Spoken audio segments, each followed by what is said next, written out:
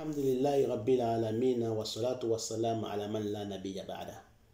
Muhammad bin Abdullah wa ala alihi wa sahbihi wa sallima tasliman kassira. Assalamu alaikum wa rahmatullahi ta'ala wa barakatuhu. Chers frères et sœurs en islam, nous remercions Allah, nous le glorifions, Allah le omnipotent, le omniscient, Allah qui n'a pas enfanté, qui n'a jamais enfanté.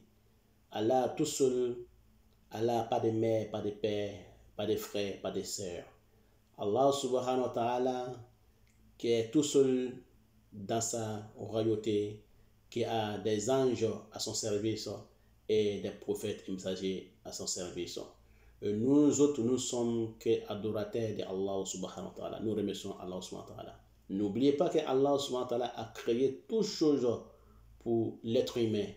Mais l'être humain a été créé pour qui? L'être humain a été créé pour Allah, pour adorer Allah subhanahu wa ta'ala. Donc Allah a créé toutes choses. Le soleil a été créé pour l'être humain, on s'en sert. La lune a été créée pour l'être humain, on s'en sert. Chers frères et sœurs en islam, la terre a été créée pour l'être humain, on s'en sert. De l'or, du diamant, du pétrole, de tout ce que... Les océans sont créés pour l'être humain. On tire de ça les poissons, dans les lacs les poissons, tout ce qu'on peut manger.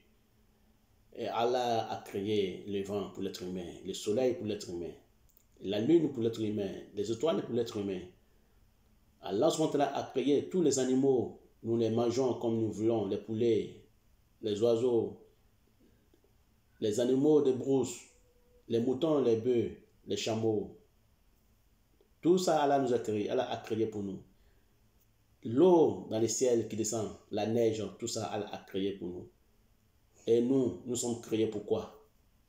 Nous ne sommes pas créés pour que les animaux nous mangent, ou les océans nous mangent, ou bien le soleil nous brûle, ou bien la lune nous fondre.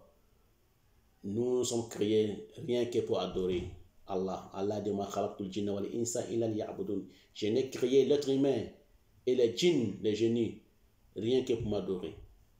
Donc nous sommes créés pour adorer Allah subhanahu wa ta'ala. Donc nous remercions Allah, nous le glorifions. Nous allons vous interpréter, chers frères et sœurs en islam, aujourd'hui encore des images qui nous parlent des radis, radis comme patate et un drapeau comme les drapeaux. Nous allons vous interpréter. Nous sommes aujourd'hui avec vous avec épisode 6 de saison 3 de l'interprétation des rêves selon l'islam. Qu'Allah fasse qu'il soit bonheur pour moi et pour vous. Quand on rêve de radis, radis comme légumes, radis, ça nous parle d'une année fructueuse. Ça nous parle d'un mois fructueuse. Ça nous parle d'une semaine fructueuse. Ça nous parle aussi des médicaments soignants. Ça nous parle des remèdes efficaces. Ça peut nous parler aussi de la fatigue de l'homme ou la fatigue de la femme. Ça nous parle aussi d'ingratitude face au bienfait de la personne qui vous a fait du bien, ou ingratitude face à Allah subhanahu wa ta'ala. Si les rêveurs voient qu'il arrache le radis de la terre, il ramassera quelque chose qui lui sera bénéfique, Inch'Allah ta'ala, très prochainement. Il ramassera. Chers frères et sœurs en islam, voilà l'interprétation des rêves du radis. Qu'Allah fasse qu'ils soient bons pour moi et pour vous. Amen. Nous parlons ici au deuxième image de l'épisode 6 de saison 3. Nous parlons du drapeau. Drapeau comme le drapeau, les drapeaux d'un pays. Quand on voit les drapeaux dans les rêves, chers frères en islam, ça nous parle d'un aide, un secours. Ça nous parle de quelqu'un qui aide, ou les gens demandent l'aide chez la personne, ou les gens demandent secours, au secours de la personne. Ça nous parle aussi de l'apparition de la vérité après un mensonge. Ça nous peut nous parler aussi, chers frères et sœurs en islam, d'un groupe de bienfaiteurs ou de malfaiteurs.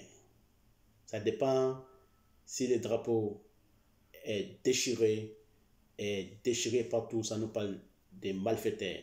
Et si le drapeau est intact et bien portant, ça nous parle des bienfaiteurs.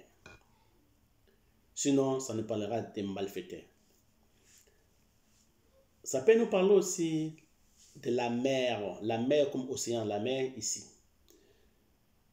Donc, chers frères et sœurs en islam, quand on voit un drapeau placé à côté de la mer, à côté de la plage, ça nous parle d'un roi et la résidence des rois. Ça peut nous parler aussi des voyages et des voyageurs. Quand on voit un drapeau piqué à côté de la plage, de la mer. Les bateaux nous parlent, tous les bateaux qui se trouvent sur la mer nous parlent les chercheurs de subsistance, les chercheurs de refuge, les chercheurs scientifiques. La maison du roi aussi, ou la maison du président. Les poissons dans l'eau, nous parlons des habitants de la maison du président ou du palais du président. Ça peut nous parler aussi des collaborateurs du président, les ministres et les députés. Wallahu a'lam, c'est Allah qui sait. Qu'Allah fasse qu'il soit bon pour moi et pour vous dans ce monde ici bas de là. Nous remercions Allah, nous le glorifions, chers frères et sœurs en islam. Merci de nous avoir écoutés attentivement. Succès. Wassalamu alaikum wa rahmatullahi wa barakatuh. À plus tard.